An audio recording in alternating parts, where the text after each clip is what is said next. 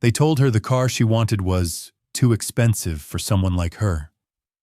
What they didn't realize was that she owned the place. Naira Jennings had built everything from the ground up, not overnight, not with handouts, with grit, with years of learning the hard way. And now, at 38, she ran a chain of 6 luxury car dealerships across the state, with her name on every legal document, though you'd never see it advertised.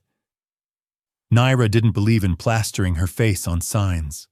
She believed in letting the service speak for itself. But today, service was the very thing she didn't get. It started with a surprise visit to the Brighton Hills branch, a location she'd quietly acquired 6 months ago. It was one of her newer investments, and frankly, the only one that had been underperforming. Complaints had trickled in, but nothing she could confirm, so she decided to walk in unannounced. No heads up to staff, no scheduled inspection, just her, a clean white shirt, jeans, sneakers, and a simple leather satchel. She parked 2 blocks down and walked in like any other customer. That was important. She needed to know how anyone would be treated. Not someone in heels with an assistant. Not someone arriving in a Maybach. Just a regular black woman with questions. The showroom gleamed under LED lights. Engines purred softly from idle luxury cars, arranged with showroom precision. And behind the main desk stood a man in his early 40s, jaw clenched like a pit bull, suit a size too tight, and a name tag that read, Rick, General Manager. Rick saw her the moment she walked in, but didn't flinch. Didn't even offer a greeting. She glanced around, giving him the benefit of the doubt, then approached. "Hi there," Naira said with a polite smile. "I was hoping to learn more about the new Voltari X6. Do you have it on site?" Rick's eyes scanned her head to toe. The smile he gave wasn't kind. It was tight, measured, forced. "We don't really do window shoppers here," he said. "These cars are customized, exclusive clientele." Naira tilted her head. "I'm aware. I'd still like to see the model if it's in." He didn't budge. "Look, I don't want to waste your time. These are luxury vehicles. Our buyers usually come with appointments, bank letters, proof of funds." "I have funds," she replied evenly. He chuckled. "Of course. You and everyone else walking in here wearing sneakers." There it was, not even subtle. Naira's hands stayed calmly at her sides. Her voice didn't rise. "Is that dealership policy? To pre-qualify customers by shoes?" He shrugged. "It's not policy. It's experience. People waste time, especially when they think browsing Ferraris is free entertainment." Before she could answer, another customer walked in. A white man in jogging pants and a stained hoodie. Rick's tone changed instantly. "Hey there, sir. Welcome in. Looking for something sporty today?" The man looked confused, muttered something about browsing, and Rick smiled like he'd found a long-lost friend. Naira watched the whole thing. "Interesting," she said quietly. "So I'm wasting your time, but he gets a tour?" Rick didn't even bother lowering his voice. "He looks like someone who could know people. You don't." Naira felt a cold stillness spread through her chest. She wasn't hurt. She was calculating. "I'd like your full name," she said calmly. "And the name of your regional director." Rick narrowed his eyes. "You don't need my name. You need to leave. Now before I call security." Naira didn't move. "Call them." Rick stepped back, hand hovering near the desk phone. But he hesitated. Maybe it was her tone. Maybe it was the way she stood, unmoved. Maybe he finally felt something shift. "You've got 5 seconds, he barked. "Before I call the cops. This is private property." And that was when another voice entered. "Is there a problem here?" A younger employee, Samira, had been walking by and heard the commotion. She looked nervously between Rick and Naira. "This customer's being disruptive," Rick snapped, "refusing to leave." Samira glanced at Naira, then back at Rick. Her expression twisted for just a moment. Recognition? Naira didn't say a word. Rick muttered, "Unbelievable," then turned and stormed into his office. Samira leaned in. "You're her, aren't you?" Naira's eyes flicked to hers. "I'm who?" Samira lowered her voice. "I saw the staff memo last month. The new owner. I remember the picture." "You're Ms. Jennings," Naira said nothing. Samira swallowed hard. "I'm so sorry. He didn't know. He doesn't treat everyone like that, but—" Naira raised a brow. "But what?" Samira's eyes dropped. "He's worse when he thinks no one's watching." Naira nodded slowly. "Thanks for your honesty." And then she walked out. She didn't yell. She didn't announce herself. She didn't demand an apology. She just left. But she didn't go far. By 3 p.m., the district director arrived in a sharp navy suit with a laptop bag and a clipboard. He greeted Naira outside, and they both walked back into the dealership. Rick was standing at the reception desk, chatting with a couple, all smiles now. When he saw them, his face flickered. First confusion, then irritation. "What's this?" he asked the director. "Ms. Jennings is here to conduct an unscheduled audit," Rick scoffed. "Audit of what? I run this place clean." "You denied service to the owner," the director said flatly. Rick blinked. The words didn't land at first. Then they did. He looked at Naira, really looked at her, and the color drained from his face. Wait, you're her?" Naira simply said, "I am." Rick stammered, "No one told me. How was I supposed to know?" "You didn't say who you were." "You didn't ask," she replied. "You assumed." He was sweating now. I thought you were just—" "Look, it was a misunderstanding, all right? It's been a long day. You came in aggressive." Naira's jaw clenched. "I came in asking about a car. You made assumptions, called security, threatened to call the police." Rick laughed nervously. "But look, now that we're on the same page, let's talk. I'd love to show you around, personally." The director raised a hand. "Mr. Penn, your access to this property ends now." Rick froze. "What are you saying?" "I'm saying pack your things. You're terminated, effective immediately." "You can't be serious." "I'm very serious.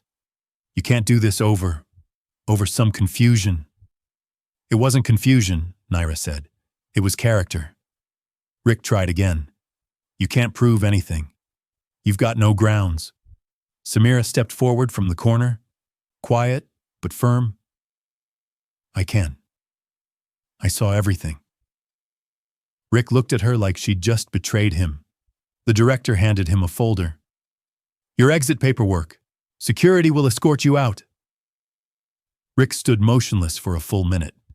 Then, without a word, he turned and stormed toward his office. The dealership fell silent. The remaining staff members glanced nervously between each other. No one spoke. Naira turned to the director. "Stay. I want to speak with the entire team." He nodded. She looked at Samira. "Thanks for not staying silent." Samira blinked. "I wasn't sure if I should. I couldn't let that slide." "You did the right thing," Naira said. And then she stepped forward, ready to address every person working under her roof. But what Naira didn't know was that this was only the beginning. What Rick had done wasn't just rooted in bad customer service. He'd been hiding something. And now that his pride had taken a blow, he was about to strike back in the worst way possible. Naira could feel the tension as she stood in front of the staff. About a dozen employees had gathered near the main desk, unsure whether to make eye contact or stare at the floor. Some looked guilty, others just curious. Only one person had spoken up. 1 out of 12. She kept her tone even, but there was no mistaking the weight behind it. I bought this dealership because I believed it had potential, not just in sales, but in people. And this, she gestured toward the empty manager's office, is exactly why I showed up unannounced. The air was thick. I don't care about titles or appearances. I care about how people are treated when no one's watching. And if one of you had the nerve to treat me like that, how many customers have you driven away? No one answered. I'll be here for the next 2 weeks, she continued. Every day, full days, watching, asking, observing, and when it's over, I'll decide who stays, who goes, and what this place becomes. She didn't wait for applause or approval. She simply walked away. The next morning, she arrived before the doors opened. Samira was already there, unlocking the front. Naira gave her a small nod of appreciation and stepped inside.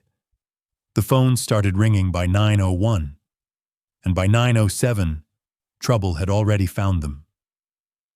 Ms. Jennings, the receptionist said, looking pale. There's a man outside demanding to speak to you. Says it's urgent. Wouldn't give his name. Naira's stomach didn't drop, but her posture tightened. She already knew. Let him in. Rick walked through the glass doors like he still owned them. His tie was loose, shirt wrinkled, and his eyes bloodshot from lack of sleep or too much to drink. Probably both. You need to reinstate me, he said. Naira didn't blink. Why would I do that? Because I made this place profitable, Rick snapped. I trained this team. I managed that floor. You take me out, your numbers drop. My numbers dropped with you, she replied. That's why I came in the first place. He leaned in, lowering his voice. You think you're in charge now? Think this is some kind of power move? I am in charge. You think they respect you? He scoffed. They'll smile in your face and look for the next way to get ahead. They're only loyal when you sign checks. I built this team on discipline. You think kindness is going to hold them together? Naira folded her arms. You built them on fear. That's why none of them spoke up. I didn't say anything racist, he said quickly. You've got no legal grounds. I don't need a lawyer to see poor leadership. Rick's lips curled. You're making a big mistake. Huge. Naira didn't move. You're trespassing. He stared for a long moment, then scoffed. Fine, but don't say I didn't warn you. He turned and walked out. But what Naira didn't know was that Rick wasn't finished. He didn't just want his job back. He wanted revenge. And he knew exactly where to strike. It started small. A few customers canceled appointments. Then a strange review popped up online, claiming the dealership was discriminatory and rude to veterans. Then another, hostile environment. New management is shady. Naira read every word, and she wasn't stupid. The phrasing was too deliberate, too personal. These weren't real customers. Someone was trying to smear her.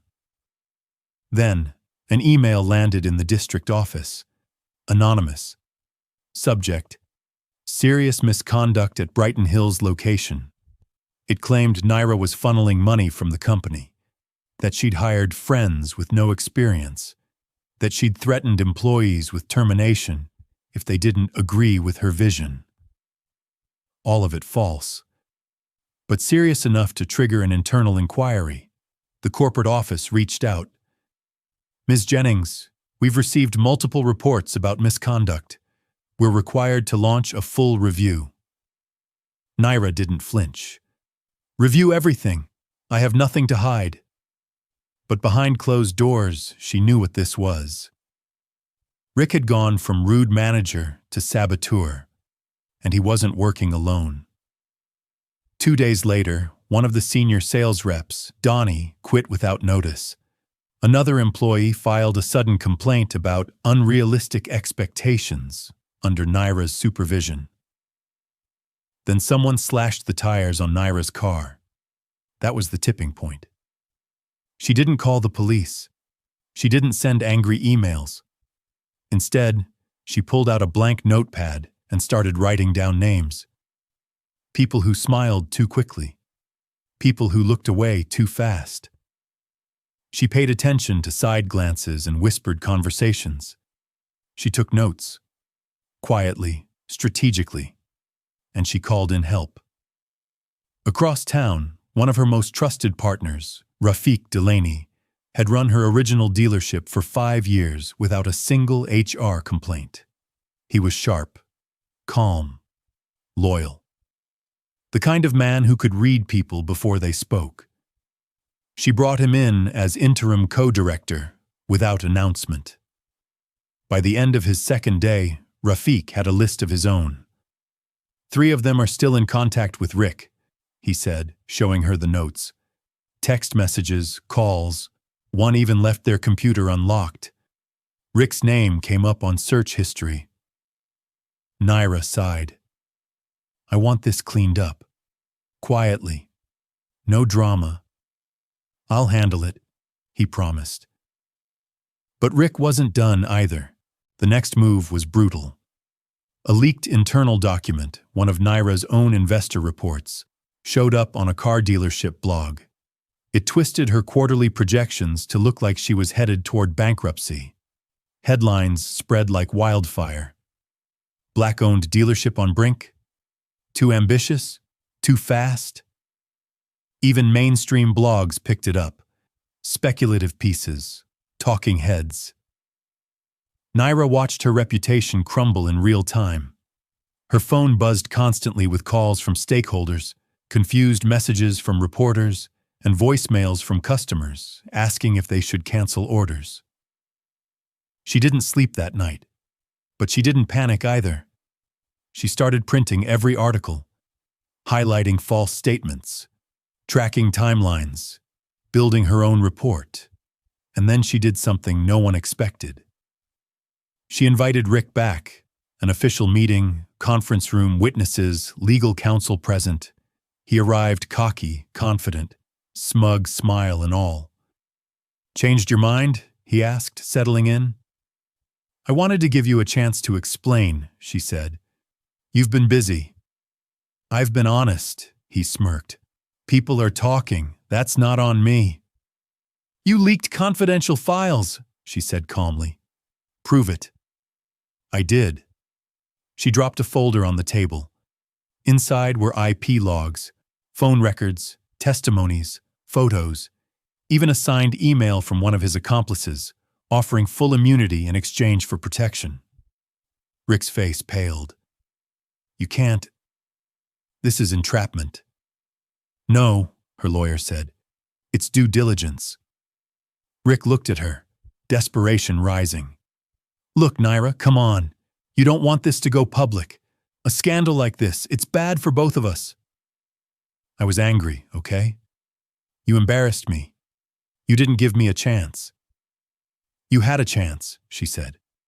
You used it to humiliate a customer, then tried to destroy my business. I can fix it, he begged. Just give me a role, even part-time. You don't need to tell anyone. I already did. What? I went public this morning, she said. Told the truth, released the real reports, shared my audit findings, and I named you. Rick slumped. She stood. You were right about one thing. People do follow the money, but they also follow character, and I built this on both. Security arrived. Rick didn't resist this time. He just looked hollow. By the end of the week, 3 more employees were removed quietly, replaced by new hires, interviewed, vetted, trained. Sales bounced back. Customer reviews returned to 5 stars, and Naira held a town hall meeting to close the chapter. This wasn't just about one man, she said. It was about what happens when we let bad behavior slide, and it ends now. The applause was real. So was the relief. But what no one knew was that something else had been building behind the scenes. Because the betrayal hadn't just come from Rick. There was someone else on the inside. Someone Naira never expected. And this time, it was personal. Naira had begun to breathe easier. With Rick gone and the sabotage contained, the dealership was stabilizing. Customers were returning, the team was adjusting, and even corporate had quietly issued a statement supporting her leadership. But peace has a strange way of turning its back when you least expect it. It started with a message from her accountant. "Hey Naira, there's something weird in last quarter's vendor payments. Nothing massive, but there's a pattern that doesn't add up." She read the email twice, then opened the attached spreadsheet. 3 vendor names caught her eye: Max Tire Logistics, Greystone Interiors, and Swift Adv Marketing. None of them looked familiar. She didn't remember authorizing contracts for any of them, yet the payments had cleared. All 3 companies had been paid consistently for nearly a year. But here's what stopped her cold. Each one had been approved internally by someone on her team. She cross-referenced the authorization codes. It was Calden, her operations director, her most trusted hire. He had been with her from the beginning. Loyal, sharp, efficient. The first person she hired when she took over the dealership. The one she leaned on when things got tough. The one who'd reassured her over and over that he had her back during the Rick situation. And now his name was tied to every irregular payment. She stared at the numbers for a long time, stunned by the quiet precision of it all. Nothing flashy, just small enough to go unnoticed. But over time, it added up to thousands. Naira didn't act immediately. She pulled every financial report from the last 14 months, every vendor approval, every internal memo, every signature. Calden's trail was all over it. When she confronted him privately in her office, he didn't deny it right away. He tried to charm her. "Come on, Naira. You know how chaotic things have been. Maybe I clicked the wrong vendor. You've got to trust me." "Don't play me," she said, her voice steely. "You authorized 3 shell companies, all tied to your cousin's LLC." He looked away. "You want to explain that?" He finally sighed. "I was going to pay it back." "When?" "Soon. You've been stealing from me." "I built this with you," he snapped. "I stayed when others bailed. I protected you. When Rick tried to bury you, I was there. Every step. And you thought that earned you a cut? I thought you'd understand. I thought we were in this together." "We were," she said, "until you put a price on loyalty." Calden didn't respond. "You're done here," she said quietly. "And don't try to erase anything. I've already copied the server." He looked wounded. "You're going to turn me in?" "I should," she said. "But you have a daughter, and I'm not you." She let him walk out. She felt sick for days. The betrayal hit harder than Rick's sabotage, because Rick had shown his colors from the start. Calden hadn't. He had smiled through meetings, reassured her in private, lied to her face. And worst of all, he made her doubt her own judgment. She had trusted him entirely. Word of Calden's departure spread fast, but Naira never gave the full reason. Instead, she shifted focus. Tighter financial oversight, automated vendor checks, a new compliance officer, and employee review systems. Everything she should have implemented earlier. But the emotional weight lingered. She found herself alone in her office one night, long after closing. Lights off. Phone silenced. Just her thoughts and the soft hum of a printer running reports she didn't want to read. That's when the knock came. Software hesitant. It was Samira. "I saw your light was still on," she said. "Thought maybe you needed someone to talk to." Naira hesitated, then nodded slowly. "I trusted him," she said, voice low. "I know. He was the one I never questioned, and now I can't stop questioning everything." Samira sat down. "Then start from the beginning. Build something new. But this time, do it your way, without shortcuts, without second-guessing yourself." Naira looked at her. "You stayed." "Of course I stayed. You could have gone with Rick, or left after everything fell apart." "I didn't believe in Rick," Samira said. "I believe in you." It was the first time in weeks that Naira felt steady. The next morning, she called an all-staff meeting. No press, no big announcement, just her and her employees. "I made mistakes," she said plainly. "I trusted people I shouldn't have. I ignored red flags. I wanted to believe loyalty could be bought. But I was wrong." Silence. She continued. "So here's what's changing. Every team lead will go through transparency training. Every expense gets reviewed by 2 people. And every employee, from the lot cleaner to the finance manager, will have a voice in how we rebuild." A few heads nodded. "And if you're here just for a paycheck, you'll probably hate what's coming. But if you're here to be proud of where you work, stay. I need you." And slowly, they did stay. Not all. Some left quietly, unwilling to face the accountability Naira now demanded. But most stayed, and they worked harder than ever. Within 6 months, the dealership was ranked top in the district. By the end of the year, it was the most profitable location in the entire region. But Naira didn't flaunt it. She didn't throw celebrations or issue press releases. She just worked. Every day, quietly, relentlessly. Until the dealership wasn't just successful, it was respected. And one morning, nearly a year later, a familiar face walked through the doors. Rick. He wasn't there to threaten her or beg. He was there to buy a car. He walked the showroom slowly, browsed the models, then paused at the desk where Samira sat. "I'm here to see the owner," he said, trying to keep his voice level. Samira smiled. "She's on a call, but I can tell her you stopped by." He gave a faint nod, then glanced around. "I heard she turned this place around." "She did," Samira said. "Completely." Rick hesitated, then turned to leave. "Tell her I said congratulations." Samira waited until he reached the doors before calling out. "I'll tell her." He didn't look back. Naira never saw him again. But later that day, she found a sticky note on her desk in Samira's handwriting. "You already won. Now keep building."